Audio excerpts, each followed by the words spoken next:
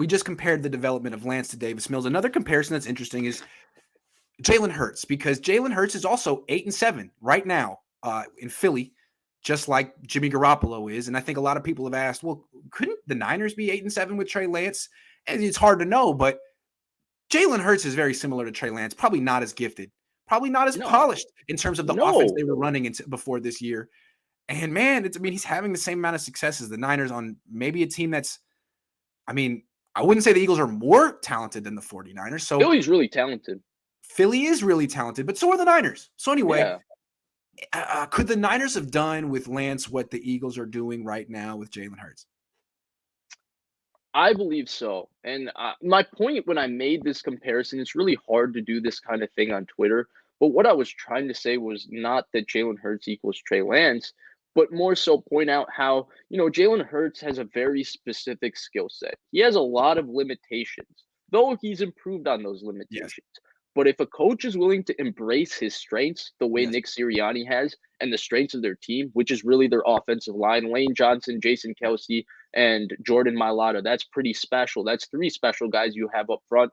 Especially in run blocking. Successful. Especially in run blocking. Yeah. You can be really successful, and that's what Philly's proving this year. They are a successful football team in spite of the fact that, we really thought they're rebuilding because they have 3 first-round picks next year. They have an opportunity to really build a juggernaut again. And what do they do? Halfway through the season, they decided we're a run-first team. This guy can help our running game. Instead of making him throw 35 times a game and be someone he's not, so he can in the name of development, dude, just freaking run, and you can develop along the way. Do what you do best. Because you saw the way Gardner Minshew tore it up. At the beginning of the season, they did try running a lot of the pass game that, Nick Sirianni's familiar with, that Frank Reich likes. And at this point in his career, though, I think he's getting better at a rate that I did not expect. Jalen Hurts isn't comfortable, making accurate throws and good decisions from the pocket yet. Right. Though he can make a lot of plays from outside of playing from the pocket. Technically, he can make plays. It's not, perfectly X's and O's where he looks left, comes back right, and throws a 12-yard strike. It's a little bit different. It's a little bit more broken down, but you can have success if you embrace what he can do. And what he can do is, one, he's supposed to be have amazing intangibles and be an amazing competitor. We've seen that. He's supposed to be an amazing leader. We've seen that. He's a phenomenal athlete, phenomenal runner. Yes. And he's just a playmaker. He will make a few plays in a game in spite of these limitations we've talked about. And he's also getting better. And my point with this tweet was, I look at Trey Lance and I think he's way further along in terms of his polish and refinement playing quarterback than Jalen Hurts was. There's a reason Lance was drafted 3rd overall and Hurts was drafted 53rd overall. And I understand a lot of people look at Jalen Hurts' starts, right? He started 2 years at Alabama. He was a Heisman finalist at Oklahoma. He started a year there. He won a national championship as a true freshman with Alabama. And people look at that resume and compare it. But look at it this way. Jalen Hurts played more in college than Mac Jones. He played more in college than Joe Burrow. Those 3 names are not in the same stratosphere in terms of their polish and development playing quarterback.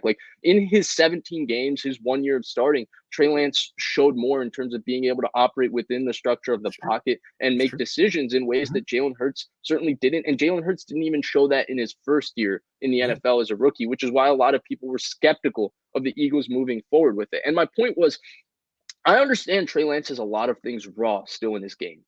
We saw it in the Cardinals game. There's rawness. We saw it in preseason. There's rawness. We saw it in a half with Seattle. There's rawness. There's some inaccuracies with his throwing. There's sometimes, he doesn't make the perfect decision where you have a 5-man pressure and he goes hot. He misses his hot route, though.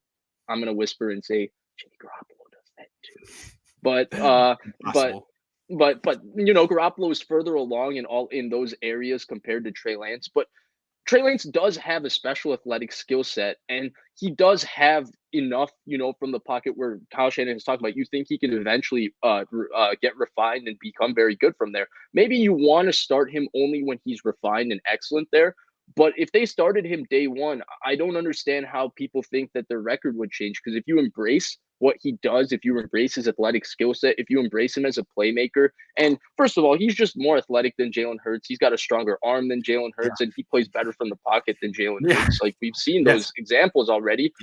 I don't see why not with this team. The best duo of weapons in the NFL, to me, Kittle and Debo is now a step above Kelsey and Hill. They pass them up as the best duo of weapons. This defense, I don't see why people can immediately just say, oh, they wouldn't be good without Trey Lance. Because if you Well, the old embrace his school skill set reason, and see what he could do, they could be good. the old school reason to sit a quarterback is like he doesn't know the system yet. Like he's got to get the system down so he can execute it perfectly. But what you do now, the trend now is to take a quarterback who can move and you can play him from day one. And while he's learning your system, he can run around and enhance your run game. Yeah. Which is how you win. I mean, you can control the clock. It's how the Niners win. All of a sudden, you're a run first team. Now you're a better run first team. I mean, right. the Seahawks did this 10 years ago with Russell Wilson before he was Yeah. really the quarterback he is now. Yes. I mean, the new look in the NFL it's really based on two things, right? One, you have 4 years of cost control with your quarterback. So you want to try and maximize those 4 years Yes. because you know with your quarterback on a regulated cost, you can build the best team possible and you have 4 opportunities if you have a talented player to win in the NFL. Two, if you're a coach hired and you draft a quarterback, in the first 3 rounds, your job is often tied to this quarterback. So instead of trying to square hole round peg this quarterback into your system, embrace what the quarterback can do and try and run a system around that. I mean, Bill Lazor, when he's allowed to call the plays for the Bears, they call a lot of concepts that Ohio State ran with Justin Fields. In fact, they don't run the offense that Matt Nagy would like to run, and Matt Nagy specializes in running the offense he ran with Alex Smith. They run an offense that's tailor-made to Justin Fields' skill set, and when they do that, we've seen Justin Fields have success, and a lot of people are really excited about his potential.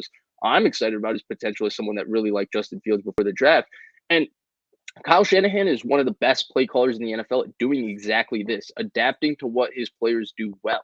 And so, again, I just look back and I just say, like, if they did start, they obviously chose to go a different route. We will see 2022 and beyond whether that route works out.